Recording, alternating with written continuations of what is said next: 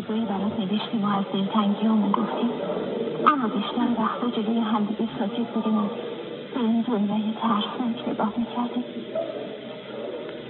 نور، تاریکی و تو.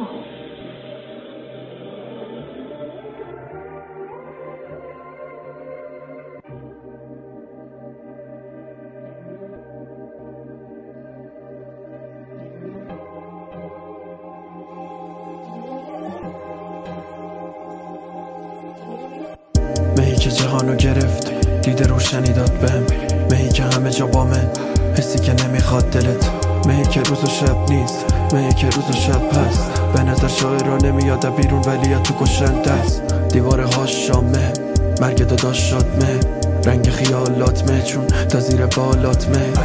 منم شعر میسازم، فقط به گریه میبازم، بارون که میگیره آب و اب کلماتو بیشک میارم. چشامو بستم و دویدم ولی به درختا نخوردم، بعید نی حتی توی گور از زمین ابرا نبارن.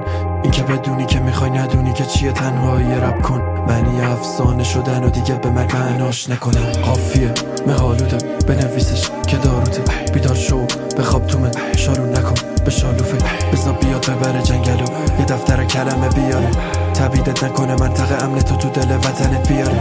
من حتی شک دارم این دفعه که این اسم بتونه واقعا شک باشه، حقو میدم به قدم بعدی که پاهم بتونه برداره. لحظه ای که بهم فهموندی من یه تاریکیم با فرق داره، تمام حق ترکام زنب شده یه پیله بی پروانه. چشامو بستم و دویدم ولی به درختا نخوردم، بعید نی حتی توی گور از زمین ابرا نبارن.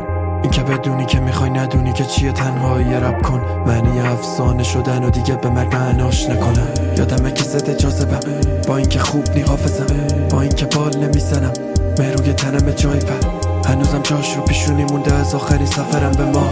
یادمه اینه که نار زدنش زمان لیز میخورده چشام.